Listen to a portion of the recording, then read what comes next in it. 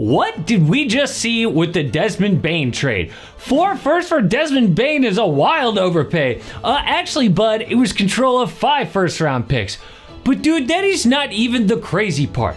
What is Memphis doing? Win now teams do not trade one of their 3 best players. That's what rebuilding teams do. But how is a team with Ja Morant rebuilding? They're not. Unless something huge is about to happen. But the details of this trade are, the Magic got Bane, the Grizzlies got Cole Anthony, Kentavious Caldwell-Pope, number 16 pick in the upcoming draft, number 26 first that's most likely come from Phoenix, 2 unprotected first from Orlando, and a top 2 protected swap from Orlando. Now, that's a lot. Of course, this could be the move before the move for Memphis, right? Like, they could now use all these picks to get another win-now player or players, but there's a very good reason that it's not. We will get to that, but what about Orlando? So obviously a lot of people call this an overpay, but let's be honest. KCP just had his worst season in years. Cole Anthony is okay. This was all about the picks. And picks got way out of hand years ago when Paul George went to LA for control of 7 picks in SGA. But now even role players are expensive. I mean, Mikal Bridges cost the Knicks 5 first-round picks. So 5 is actually the going rate. Unless your name is Nico Harrison, then you're trading Luka Doncic for pennies on the dollar. But that's a different video. The only true valuable picks here were the number 16 this year and that 2026 pick. The other picks could be garbage, right? Like, the Magic obviously feel like this is now their win now window. So who needs their picks in 28, 29, and 30? They could be into the draft.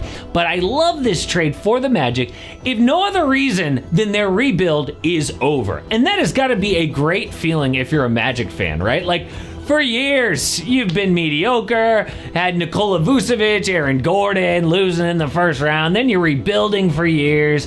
Now they are all in. No more draft picks or young players. This is it. Orlando is stepping up, right? Like, they want us to all think contenders in the East, Celtics, Pacers, Cavs, Knicks, Magic. But they did this trade because last year, dead last in 3-point makes and percentage. But Bane is the best shooter in Grizzlies history. And I know that sounds crazy, but it's true. Outside of his rookie year, like if you take that out, then Bane has attempted 7 threes a game and made him at a 41% clip. Do you know how many other players in NBA history have a career like that? There are 2.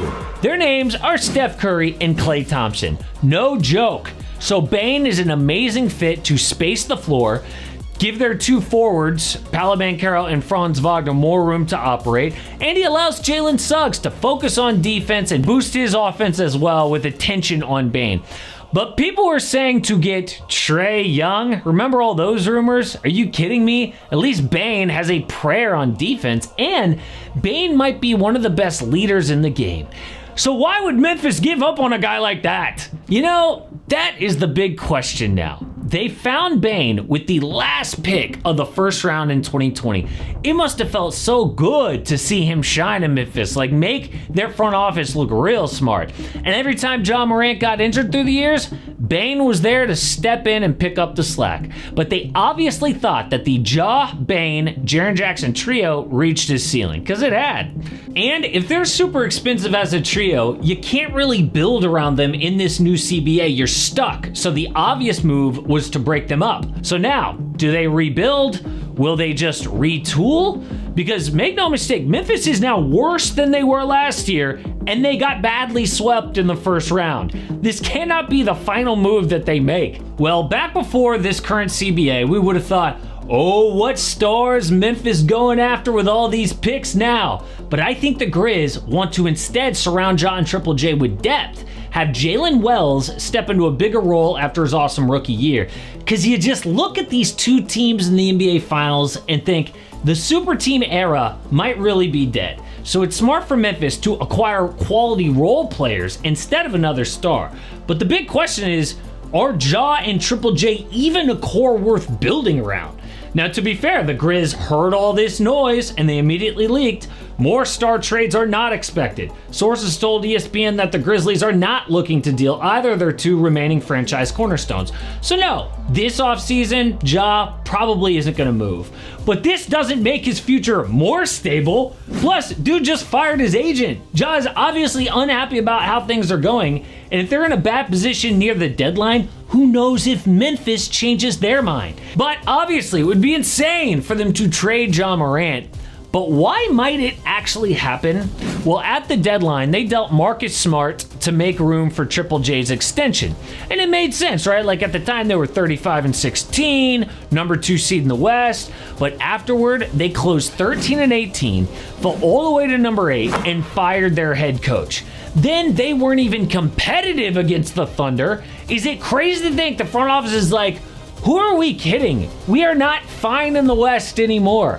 We had our little run, back-to-back 2 seeds, but it's over. We have been going backwards for years, and against what is now like the cream of the West, the test in the West, OKC, we weren't even competitive. Like, we have to do something huge. Then they get this call from the Magic, and it's just way too good to pass up for Bane, so they pull the trigger. But dealing Ja would be tougher than people think, because it turns out injury-prone point guards who don't play defense or shoot threes, who have gun issues, are a lot less valuable than they used to be. All right, maybe in the 90s, that would have been okay, but not anymore. So odds for Ja's next team have come out, and the Raptors lead the way at plus 400. Then the Kings, Nets, Heat, and Blazers. What do they all have in common? They are somewhat desperate teams that need a young star like Ja to get to the next level. I'm actually surprised that the Chicago Bulls aren't listed there. But remember, Ja is not gonna get this massive haul that people think a guy with his status should get. But Jaren Jackson would get a superstar haul. Why? Because dude is looking for a max extension, but not yet.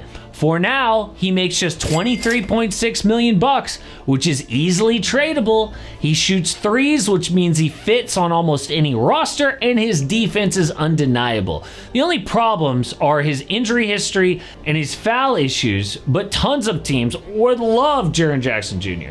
Now, I'm not saying that the Grizzlies are definitely going to rebuild, but even if they kept Triple J and Ja, they might suck next year anyway, okay? Think about the West right now. You've got the Thunder. The Spurs next year will be good. The Rockets are here. Veteran teams like the Lakers, Warriors, and Wolves are all dangerous. Do you think a team built around like 50 games of Ja Morant next year is going to dominate? This could be the perfect time to tank with a really stacked 2026 draft class next year as well. So Shams might be right about the craziest offseason ever. This Desmond Bane thing was a blockbuster before the Kevin Durant trade even gets done. But maybe not Giannis. Dude has been trolling people on social media over his trade the last week or so. Will he ask out of Milwaukee or will he stay? Well, lately, things have gotten really weird.